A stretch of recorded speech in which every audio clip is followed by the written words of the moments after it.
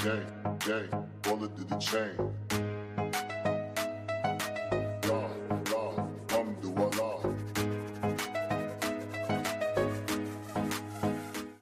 烏地阿拉伯，一个在2019年之前几乎不对外开放旅游的神秘国度，它才刚准备好迎接世界，就遇上了疫情。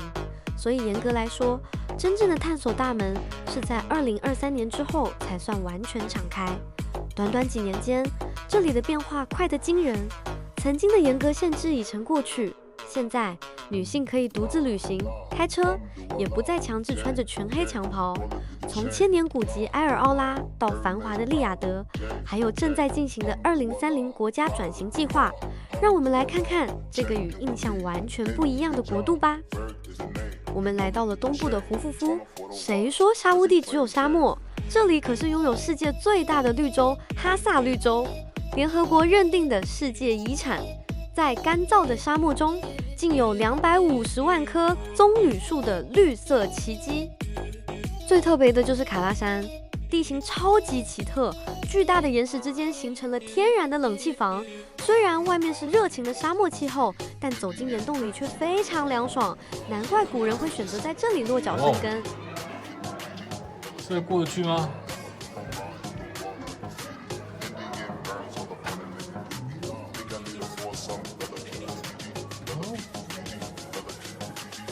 ？Come in. Okay, come in.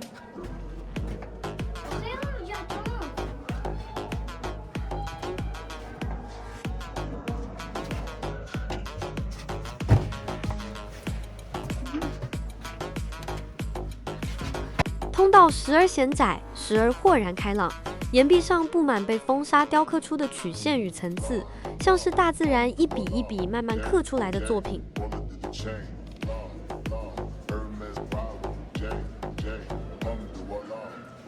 当我们走出岩洞，眼前出现一排笔直矗立的镜子柱，镜面反射着天空、岩石、沙地与我们的身影，仿佛把古老地貌复制成无限延伸的空间。这一刻很有象征性，镜子外是数千年的自然形成，镜子里是此刻站在这里的我们。镜里镜外相互呼应，过去与现在在同一个画面里重叠。吉达是通往麦加与麦地那的重要门户，机场大厅里聚集着来自世界各地的朝圣者，有人穿着洁白的戒衣，有人推着轮椅上的长者，有人牵着孩子的手，每一张脸上都有同一种表情，安静、专注，带着期待。对穆斯林来说，这是一辈子最重要的一趟路。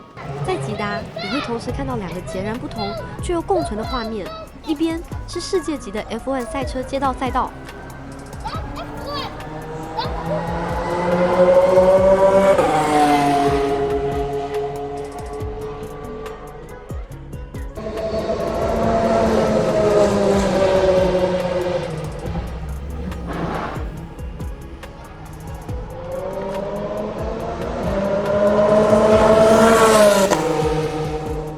而另一边是在红海岸边静静矗立的拉赫玛清真寺。涨潮时，清真寺像是漂浮在海面上，所以也称作漂浮清真寺。浪声轻拍岸边，宣礼声在空气中回荡。F1 赛道象征沙烏地的未来开放与国际化，漂浮清真寺象征这个国家始终不变的信仰核心。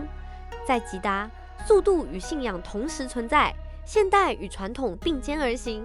这也正是我们在这趟旅程中不断看到的沙烏地样貌。我们搭火车来到麦地那，这里是先知穆罕默德迁徙后建立第一个伊斯兰受会的地方，也是伊斯兰文明真正展开的起点。而城市的核心就是先知寺。望向先知寺，最先映入眼帘的就是那座绿色圆顶，这是先知穆罕默德长眠之地，也是全世界穆斯林心中最神圣的地方之一。一排排巨大的雨伞柱，白天张开遮挡烈日，夜晚收起让空气流通。现代化设计是为了让来自世界各地的朝圣者在酷热沙漠中依然能舒适的停留与祈祷。世界各地的穆斯林，不论身在何方，每天祈祷时都会朝向同一个方向——麦加。而当我们来到伊斯兰历史上第一座清真寺库巴寺，刚好遇见正在进行的祈祷仪式。人们一排一排站好，随着宣礼声响起，同时俯身跪拜叩首，没有指挥，没有口令，却整齐的像是一个身体在呼吸。那一刻，你会很清楚地感觉到信仰最真实的样子。虽然我们无法进入麦加，但站在这里，亲眼看见、亲身感受这样的场景。刚离开热闹的约旦佩特拉，现在我们来到沙烏地阿拉伯的黑格拉。如果说佩特拉是藏在深山里的瑰宝，那么黑格拉就是散落在荒漠中的孤傲灵魂。走在这里，脚下是细软的黄沙，眼前是平地拔起的巨岩。没有了佩特拉的喧嚣与马蹄声，这里安静的只能听见风声。那些纳巴泰人在2000年前留下的雕刻，在沙漠的前噪空气中，线条依旧锐利如初。特别是这座孤独的城堡，一整块巨石就这样独自矗立在天地之间，未完成的石雕刻下了时光的休止符。同样的纳巴泰文明，在约旦是玫瑰色的迷宫，在沙烏地则是金色的荒原。在埃尔奥拉的旷野中，有一头孤独的大象，在这里站立了100万年。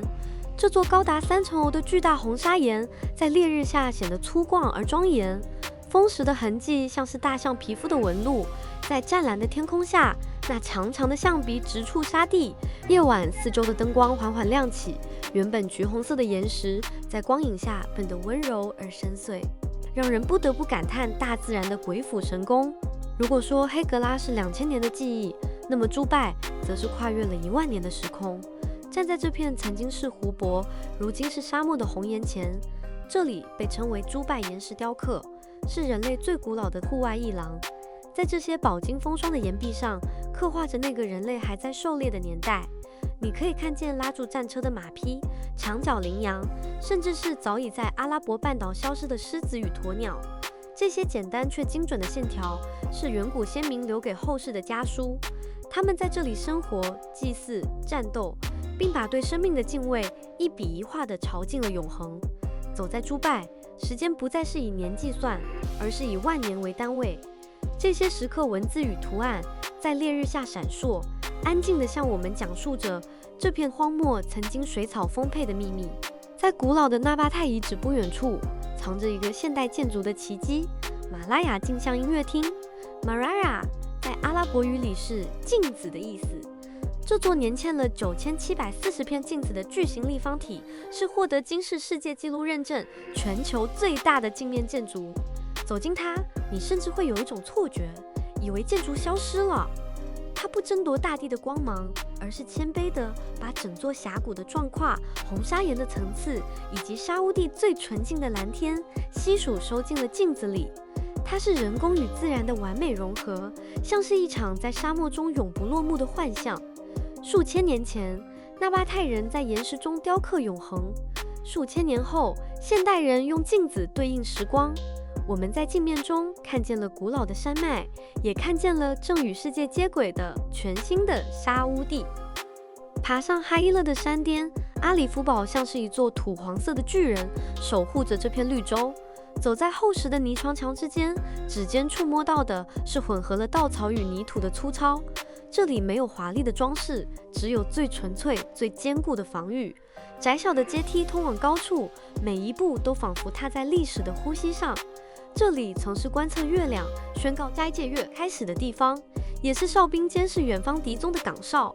这座建立于17世纪的古堡，虽然褪去了战略的色彩，却依然静静的在这里见证着这座城市的变迁与永恒。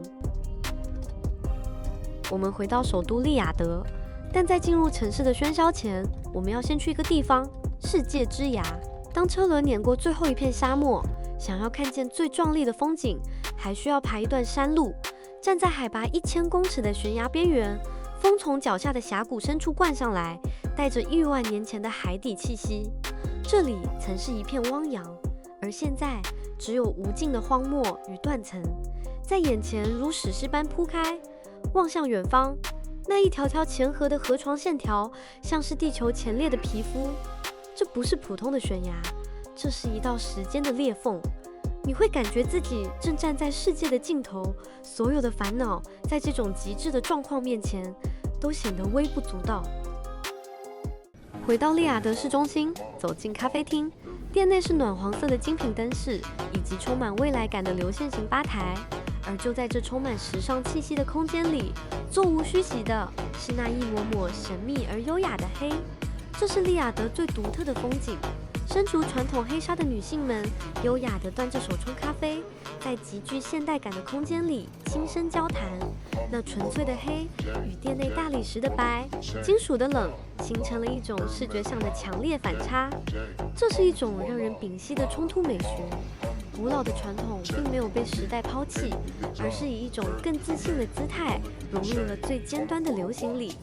在这咖啡香气中，我看见了沙乌地的脉搏，他正穿着传统的外衣，迈着最时尚的步伐，走在世界的前端。白袍与黑纱汇聚成流，像是一场永不停歇的朝圣，也像是一首古老与现代共舞的组曲。这段旅程从约旦佩特拉的红石走到黑格拉的孤寂，从万年前的朱拜时刻爬上世界之崖的巅峰。我穿梭在千年的寂静与都市的繁华之间，试图读懂这个曾经神秘，如今正加速奔跑的国度。嗨，我是 Journey， 这是我们8天的行程，想去阿拉伯旅游的可以乍考看看。现在申请签证真的很方便，只要在官网填好资料，上传照片，1年效期，可以多次入境的电子签证，不到几分钟就会寄到你的信箱里。这是我们中东的最后一站，也是用到当地参团的方式。听周 V 与 Polly 说，真的玩得很开心，尤其团员之间没有距离感，每位都是旅游前辈，让我们收获很多。我们继续探索世界，频道见喽！